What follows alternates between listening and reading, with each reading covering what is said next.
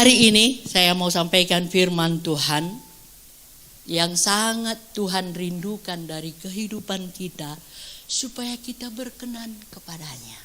Ya, itu yang sangat Tuhan rindukan supaya kita berkenan kepada Tuhan. Itu yang Tuhan sangat rindukan supaya kita berkenan kepada Tuhan, ya.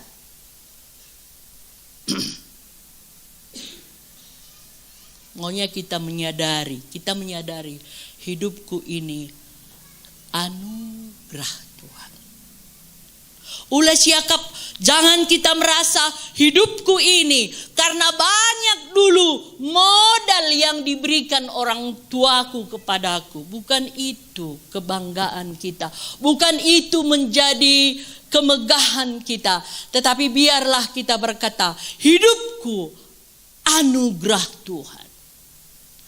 Hidupku anugerah Tuhan. Kalau kita dapat kunci ini, saudara-saudara, gak pala pusing lagi kita dengan dunia ini. Hidupku adalah anugerah Tuhan. Ya, tujuan hidupku memuliakan Tuhan. Itu kalau kita sadari tujuan hidupku memuliakan Tuhan, kita pasti bahagia, ya, kita pasti bahagia. Dan kalau kita berkata dalam hati kita, tujuan hidupku menyenangkan hatimu Tuhan, pasti kita bahagia. Itu sebabnya hari ini saya mau sampaikan firman Tuhan ini, saudara-saudaraku. Kalau kita masih pusing kali, lebih kaya tetangga kita, lebih kaya saudara kita, masih kita pusing. Saudara-saudara, capek hidup ini, capek. Tapi tujuan hidupku memuliakan Tuhan. Pasti kalau sudah mau ribut di rumah, ya ngomena. Kita rem itu, karena itu bukan memuliakan Tuhan. Amin. Dimanapun kita bekerja, dimanapun kita berada, mari tujuan hidupku memuliakan Tuhan. Kalau ada barang orang, tahu kita barang itu punya orang, kembalikan. Jangan kesempatan orang tinggal, itu enggak memuliakan Tuhan. Kembalikan. Telepon dia, barang itu tading. Amin. Puji Tuhan. Kita buka satu ayat, saudara-saudaraku. Jangan kita hidup di dalam dunia ini. Inilah kesempatan kita dapat memuliakan, menunjukkan bahwa kita orang berharap kepada Tuhan. Kita baca dalam 1 Korintus 15 ayat 19. Ayat ini sering kali kita baca, seringkali saya sampaikan saudara-saudara, tapi saya ulang lagi. Kalau kita masih, ayo kita baca sama-sama. 2, 3.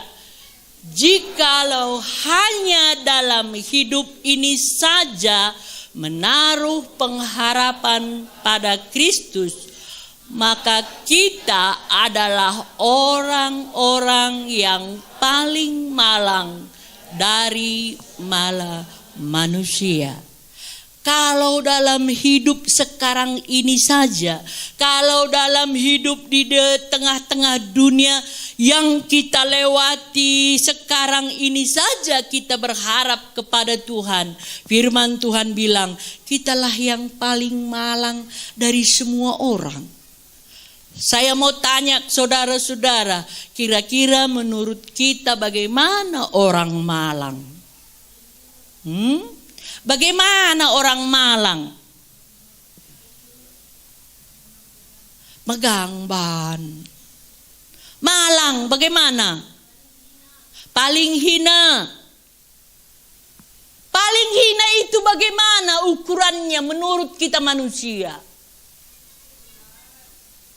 melarat, lalit rumahna, tinggal dia di bawah jembatan. Ya kan? Lalit rumahna, gak ada sima-simana, gak ada kadai-kadaina, gak ada yang memperdulikan dia. Menurut kita manusia, itulah yang paling hina. Firman Tuhan berkata, kalau kita di dalam hidup yang sekarang ini, kita beribadah kepada Tuhan supaya diberkati anak-anakku, supaya diberkati pekerjaanku, supaya kami semua hidup sehat. Kalau hanya itu tujuan kita di dalam mengiring Tuhan, nggak pernah kita ingat sorga.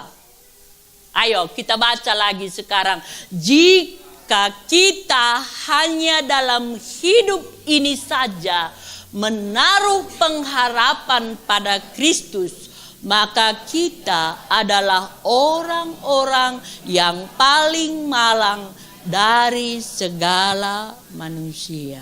Di hadapan Tuhan, kalau kita tidak pernah memikirkan firman Tuhan, melakukan firman Tuhan, di hadapan Tuhan kita lebih hina lagi dari yang di bawah jembatan itu. Di hadapan Tuhan, ya.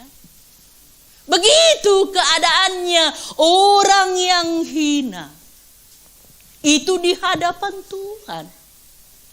Kalau kita hanya bekerja pagi-pagi cepat ke ladang untuk keperluan anak-anak kita, untuk kebutuhan anak-anak kita saja, kita hidup di dunia ini, kitalah yang paling malang di hadapan Tuhan. Itu firman Tuhan, saudara-saudara. Itu sebabnya pikirkan, ingat Tuhan, ya, ingat Tuhan. Kita di tengah-tengah dunia ini, tugas kita memuliakan Tuhan, menyadari kebesaran anugerah Tuhan. Saudara-saudara,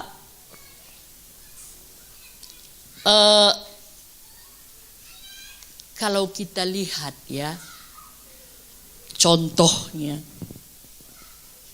ikan hidup di air. Oke, ikan hidup di air, tumbuh-tumbuhan hidup di tanah.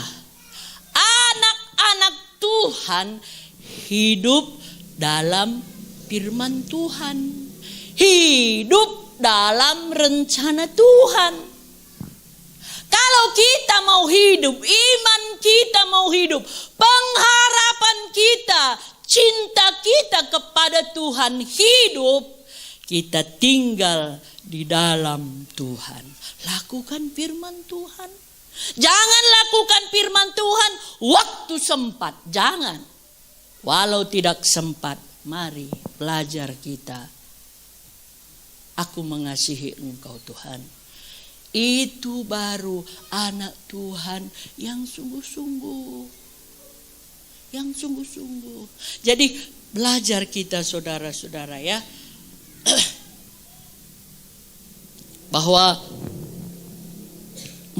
kita menyadari hidup kita anugerah Tuhan.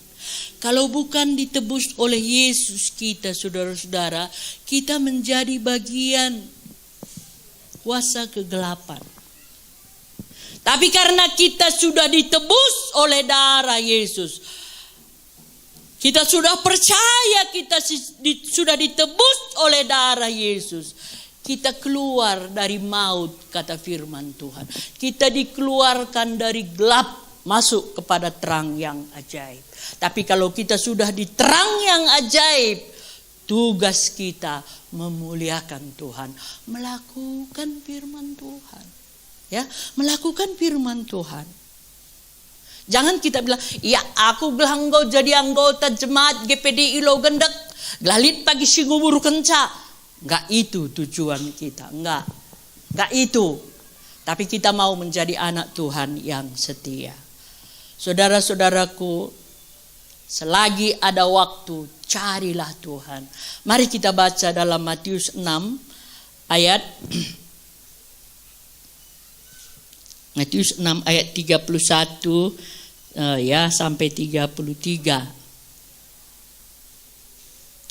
Saudara-saudara, sekali lagi ayat ini pun sudah sering kali kita baca. Tetapi sebelum saya baca ayat ini, kita ibadah tadi ke tempat ini karena dipaksa atau karena cinta? Cinta Tuhan. Karena cinta Tuhan. Jangan saudara-saudara beribadah supaya absen terisi. Enggak, itu paksa. Itu paksa. Itu namanya ibadah paksa. Takut nanti ditegur. Tetapi mari kita beribadah karena cinta Tuhan, ya. Karena cinta Tuhan. Saudara-saudara, kita baca Matius 6.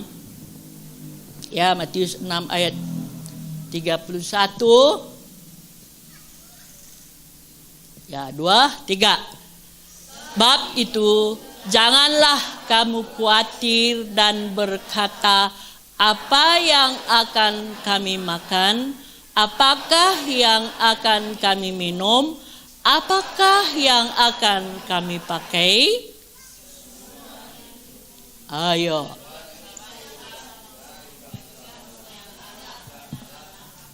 Akan tetapi Bapamu yang di surga tahu bahwa kamu memerlukan itu semuanya.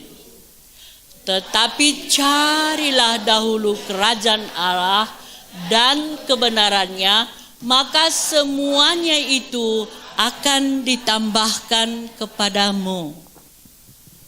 Matius 6 ayat 33 saja kita baca sama-sama. Ulangi. Tetapi carilah dahulu kerajaan Allah serta kebenarannya, maka semuanya itu akan ditambahkan kepadamu. Saudara-saudara, anak-anak Tuhan, kita semua yang hadir ini, carilah perkenanan Allah, carilah kehendak Allah, ya. Carilah dahulu kerajaan Allah dan kebenarannya, maka semuanya itu akan ditambahkan kepadamu, ya. Keperluan kita sehari-hari, kebutuhan kita sehari-hari itu Tuhan mudah kali memberikannya itu kepada kita, ya. Itu tanggung jawabnya. Jadi itu sebabnya cari dulu kerajaan Allah. Cari dulu apa yang Tuhan mau. Cari dulu. Saudara-saudara, pagi-pagi hari ucapkanlah syukur, pujilah Tuhan. Saudara-saudara, kita akan mengalami bahagia dalam hidup ini. Kalau kita dengar kabar banyak kali, ya, banyak kali kesusahan yang terjadi katanya.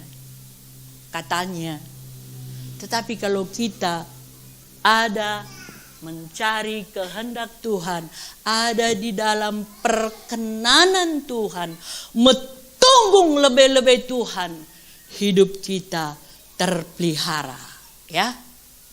Waktu nyanyian kita tadi, sayap burung nasar, walau bagaimanapun saudara-saudara, gelombang, angin, badai yang mengganggu kita, tapi kita ada di sayap, katanya. Sayap semakin tinggi, semakin kita dekat kepada Tuhan. Itu yang Tuhan rindukan dalam hidup kita. Saudara-saudaraku, Tuhan tahu apa yang kita perlukan. Banyak yang kita perlukan. Tuhan tahu, Tuhan mengerti. Tapi cari dulu kerajaan Allah. Cari dulu apa yang Tuhan mau. Apa yang Tuhan suka. Saudara-saudara, kalau kita pikirkan selalu apa yang Tuhan suka, pasti kita diberkati oleh Tuhan. Diberkati itu jangan saudara pikir Semua yang kita perlukan itu akan Tuhan cukupkan. Tuhan tahu apa yang cocok kita perlukan. Saya dulu pernah kan lagu nyanyian, kan ada itu, Tuhan menyediakan apa yang kuperlukan. Ya kan ada lagu kita itu, Tuhan menyediakan apa yang kuperlukan. Saudara-saudaraku, mungkin saudara sebahagian dulu masih kenal itu satu pengerja di sini. Ini itu ku bilang lah, kuajari dia. Tante pun begitunya. Masa begitu? Pokoknya ngelawan. Tapi siap ngelawan dia gitu kan. Berdoa aku ke gereja ini. Berdoa aku Tuhan begitu ya. Inilah yang Tuhan ingatkan kepada saya. Segala keperluanmu kucukupkan. Rupanya aku masih perlu lagi dikikis. Tuhan sediakan pengerja itu. Jadi jangan kita pikir yang tidak baik itu bukan dari Tuhan. Itu Tuhan menyediakan apa yang kita perlukan. Jadi kalau ada lagi perbulangan tahan deharata, singgesek ya lalap, sirbahan ateta delay, itu Tuhan sediakan. Itu keperluan kita. Amin. Nih dia.